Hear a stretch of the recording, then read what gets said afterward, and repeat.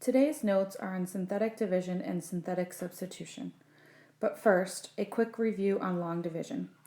Example 1 is done out for you. I will do example 2 to demonstrate our process that we learned last week.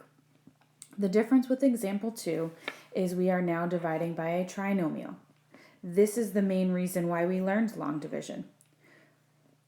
The first thing you'll notice with example 2 is I put the numerator and denominator, the dividend and the divisor, in standard form, and I included the missing zeros. Then I wrote it as a long division problem. Remember, the first thing that you'll do is you'll look to see how many times x squared goes into 4x to the fourth. And that is 4x squared. I'll write that at the top. And then remember, we're going to take that and multiply it by each of the three terms. So we will get 4x to the fourth minus 8x cubed plus 4x squared. I will then need to subtract each of those terms, but remember, it's easier for us to just change the signs and add.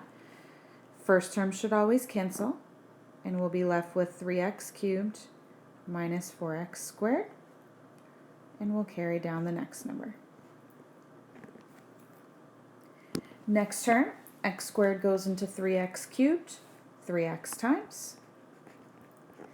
3x times each of those will give us 3x cubed minus 6x squared plus 3x. Again, we will change our signs and add. First term will cancel, and we'll get 2x squared minus 4x and carry down our last term. Final division, 2x squared divided by x squared is plus 2. 2 times x squared, 2 times negative 2x, and 2 times 2. I will change the signs and add, and this time we get a remainder of 0. So our final answer is 4x squared plus 3x plus 2. We are about to learn a shortcut for long division. Unfortunately, the shortcut cannot be used for problems like these, and you'll see that down below. So the first thing that you'll notice is I went back to the old notes and I took a problem that we already did by long division. And now we're going to do that same process by what's called synthetic division. All of the steps are there for you. I'll just do them out and read them as I go. So in the first example, what we're going to do is we're going to set the divisor equal to 0, that is the x minus 2, and solve. You don't need to show this step, but I want you to see where it's coming from. We get 2. What we'll do is we'll take 2 and we'll just set it off to the side. I like to say write this number down in a box. Then we're going to bring down all of the coefficients of the dividend, making sure we use zeros for any missing work, and of course making sure it's in standard form. So all of the coefficients are what you see in front of the x squareds and then the constant at the end. So my coefficients are 1, negative 5, 7, and 2. Then we're going to carry down the first number, leaving a line for space. And then step 4 is going to say to multiply that number by what's in the box. So 1 times 2 is 2. And then add down. And we continue that process. So negative 3 times 2 is negative 6. We write it under the next coefficient and we add down. And finally, 1 times 2 is 2. We write that under the next coefficient and we add down. So you take what's underneath that addition bar, you multiply by what's in the box, and you put it underneath the next number and add down until you end. And what you're going to notice is that those coefficients match the coefficients that you see here. We've got a 1, we've got a negative 3, we got a 1, and we've got a 4. Oh, and that should be a plus 4. That was a typo. So this is a shortcut for long division. What's super important for you to recognize in order to do this shortcut is they need to be of a certain form. Synthetic division is a shortcut for long division where you ignore the coefficients and the exponents, but it technically is only used for linear binomials in the form x minus r when x is a coefficient of 1. So in this example, there's our x minus r, and I have a coefficient of 1.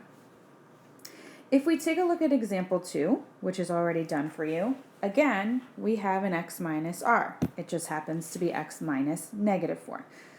To go through the process one more time, we plug -4 in the box, we write down all of our coefficients, but notice this time I have some missing terms, so I needed to make sure I included the zeros. We carried our first one down. 1 times -4 is -4, add down, -4 times -4 is 16, add down, etc., etc., etc. So what I didn't explain in the last problem that I'm going to explain now is how to know what is the coefficient of what. And so to start, of course, x to the 4th divided by x is going to be x cubed, and then I can just label all of my coefficients from there. If the first term is x cubed, then I go down in descending order, x squared, my linear term, my constant term, and my remainder.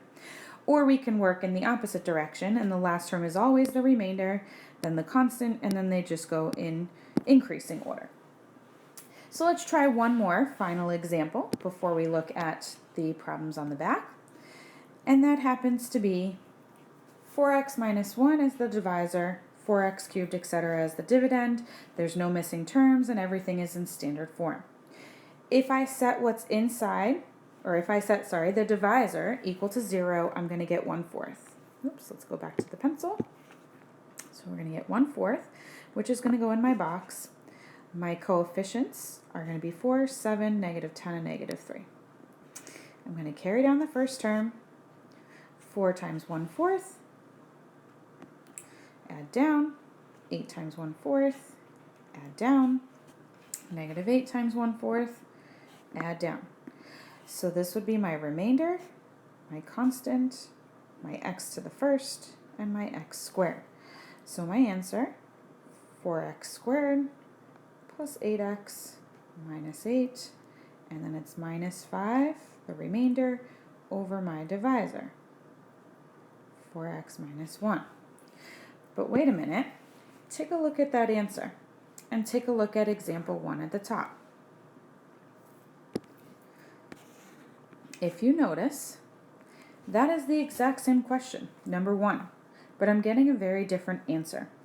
What you also might notice is that I am dividing by a linear binomial that doesn't have a coefficient of 1.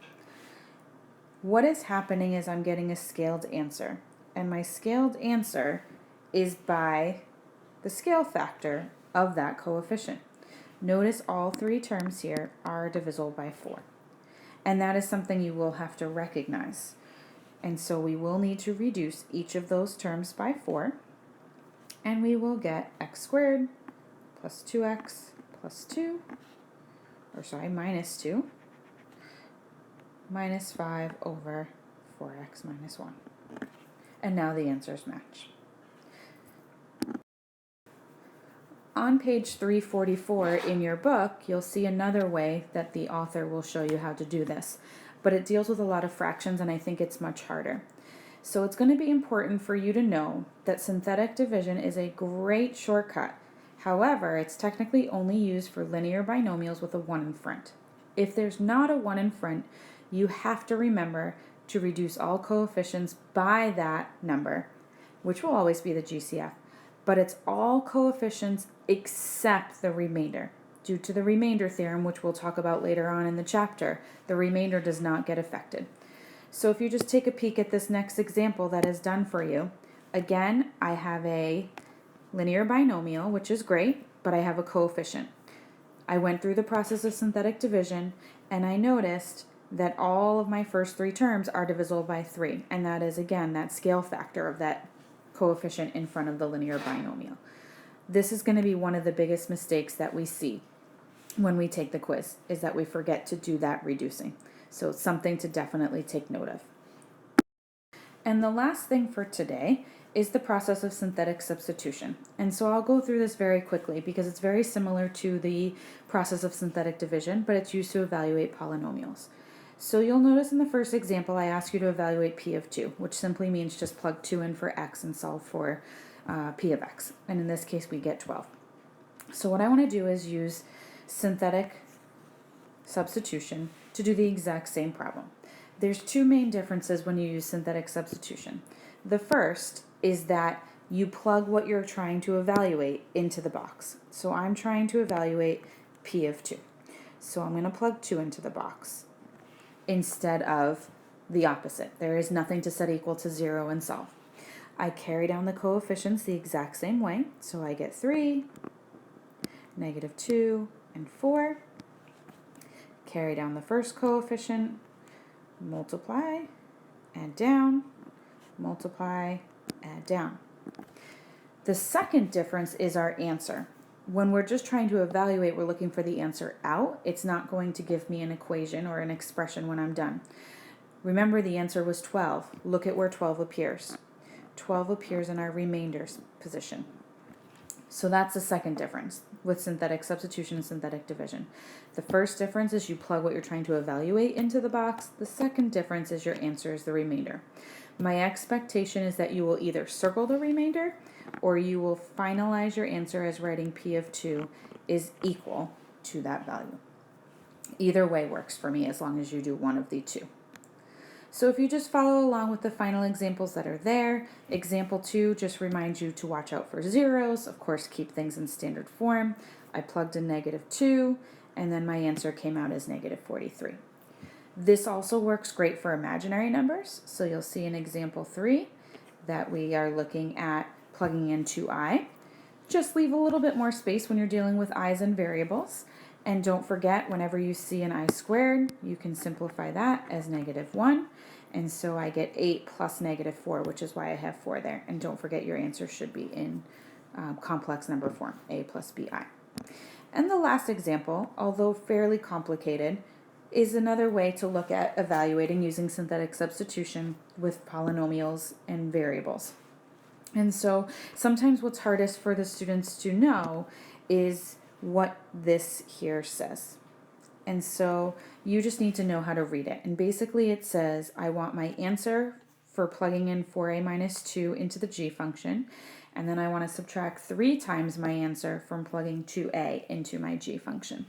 And so I did all of that work for you. Sometimes I had to FOIL, I had to clean it up, combine like terms, etc. So just try and follow along with the examples that are there. Notice my answer for the first one. And so I said 25a squared minus 45a plus 22.